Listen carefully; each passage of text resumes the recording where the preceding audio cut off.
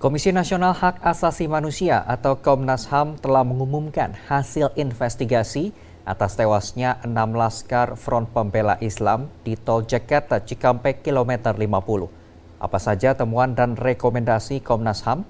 Simak perbincangan Jawapos TV dengan Komisioner Komnas HAM BK Ulung Hapsara berikut ini.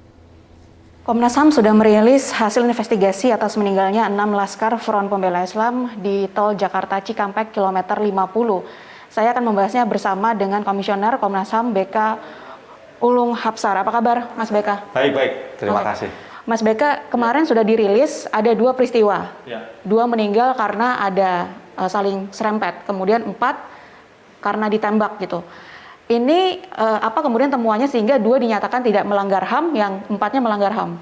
Ya, memang temuan Komnas itu membagi menjadi 2 scene utama. Artinya scene pertama itu terkait dengan meninggalnya 2 orang itu, terus kemudian yang kedua yang 4 orang meninggal. Jadi yang 2 ini memang dalam posisi saling tembak antara FPI dengan polisi gitu. Dan itu terjadi di luar gerbang tol, prosesnya di luar jalan tol Jakarta Cikampek, itu mau menuju gerbang tol Kerawang Barat. Tapi kami kemudian memiliki kesimpulan bahwa kedua orang itu sudah meninggal sebelum di kilometer 50 begitu. Ada proses saling tembak, didahului dengan provokasi, saling ejek begitu, terus kemudian setelah itu mobil polisi berhasil meminggirkan mobil FPI itu di rest area 50. Nah, setelah itu 4 orang kemudian dipindahkan, yang masih hidup itu dipindahkan ke mobil polisi yang lain, itu yang 2 dipindahkan ke mobil polisi yang mengejar tadi begitu. Dan keempat ini yang kemudian ditemukan atau kemudian dilaporkan sudah meninggal dan itu dibawa ke rumah sakit Polri. Begitu garis besarnya. Mas BK, artinya ini dikatakan melanggar HAM karena ada kesempatan sebenarnya untuk meminimalisir korban tapi tidak bisa dilakukan oleh polisi. Dan ada beberapa juga seperti harusnya diborgol tapi tidak diborgol. Iya, kami menyebutnya diduga melakukan unlawful killing, artinya proses pembunuhan di luar atau tanpa proses hukum.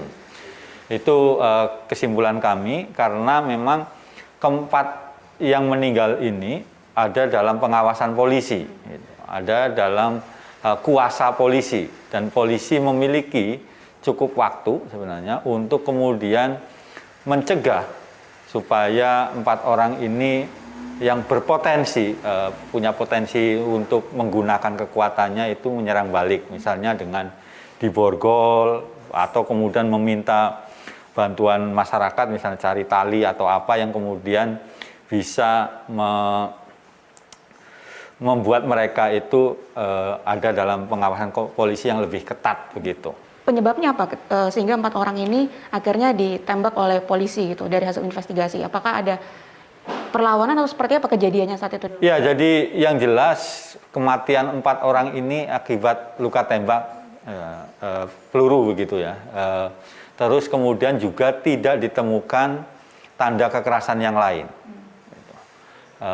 Jadi murni memang karena luka tembak. Kalaupun ada misalnya yang hitam atau membiru itu karena kalau pakai bahasa forensik lebam mayat. Jadi karena ada luka, terus kemudian beberapa lama ditunggu sebelum proses itu, kemudian juga jadi ada lebam-lebam.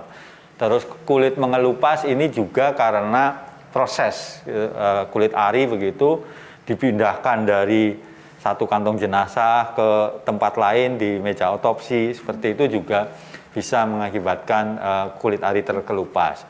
Dan juga ini menurut keterangan ahli forensik ini juga seperti itu dipengaruhi oleh asupan makanan atau gizi yang masuk ke tubuh masing-masing. Tidak dibekali dengan senjata api sehingga tidak mungkin ada tembak-menembak. Senjatanya dari mana? Tapi polisi mengatakan bahwa ada tembak-menembak. Nah, dari Komnas HAM menyimpulkan benar ada tembak-menembak dan itu senjata dari mana jika ada? Nah, yang pertama memang kami mengkonfirmasi ada saling tembak antara FPI dengan polisi gitu.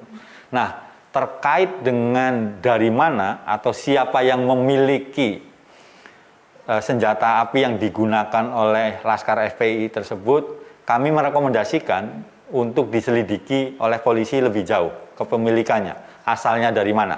Karena polisi juga sudah memiliki petunjuk awal. Jadi itu yang jadi salah satu rekomendasi Komnas kaitannya dengan hasil penyelidikan yang ada ini. Hasil penyelidikan ini apakah bisa dipertanggungjawabkan independensinya? Ya, tentu saja kami bisa mempertanggungjawabkan independensi kami, objektivitas kami, juga profesionalitas kami, begitu. Kenapa kemudian kami bisa menyampaikan statement seperti itu? Yang jelas memang Komnas HAM kan lembaga negara independen, itu yang pertama. Terus kemudian data keterangan itu kami peroleh dari berbagai pihak. Artinya bukan hanya dari FPI saja, bukan hanya dari polisi saja, tapi juga kita minta keterangan saksi masyarakat, saksi-saksi yang lain itu yang memang melihat atau mendengar kejadian tersebut, dan juga CCTV. CCTV dari Jasa Marga saja kami memperoleh hampir 9.943 footage. Yang masing-masing footage itu 10 menit. Terus screenshot smart CCTV itu 143.000.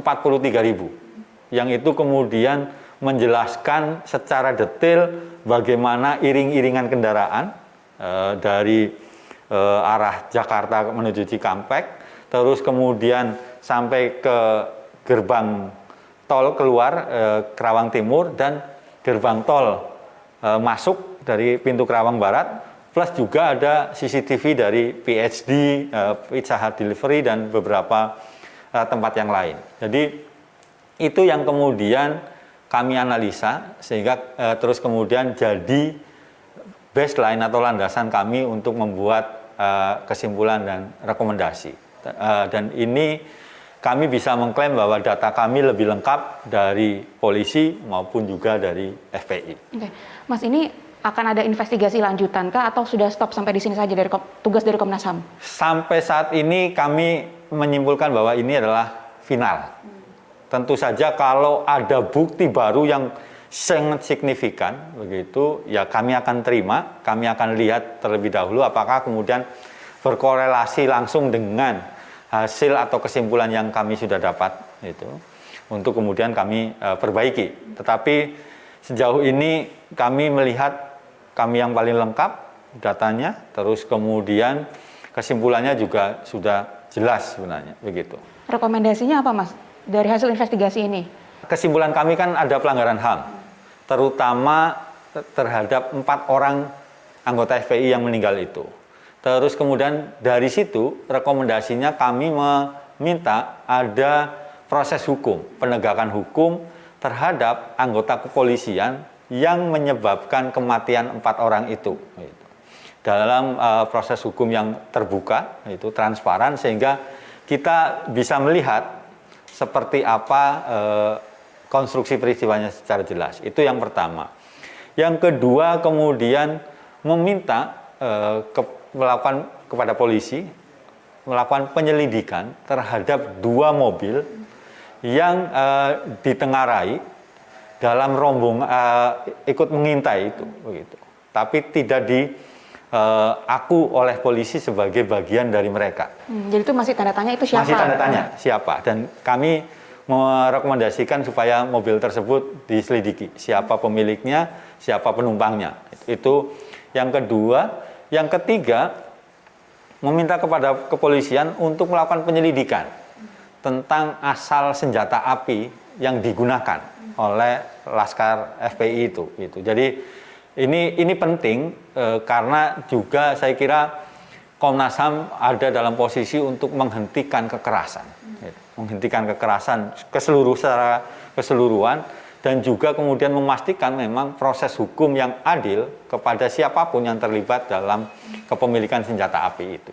Mas, apakah juga hasil temuan ini akan langsung diserahkan ke Presiden Joko Widodo? Iya, kami sudah berkoordinasi dengan Menko Polhukam, Pak Mahfud MD, untuk meminta jadwal Presiden supaya bisa menerima laporan kami lengkap dan juga mendengar bagaimana peristiwa ini secara detail. Sehingga harapan kami, rekomendasi Komnas itu benar-benar dijalankan oleh Presiden maupun juga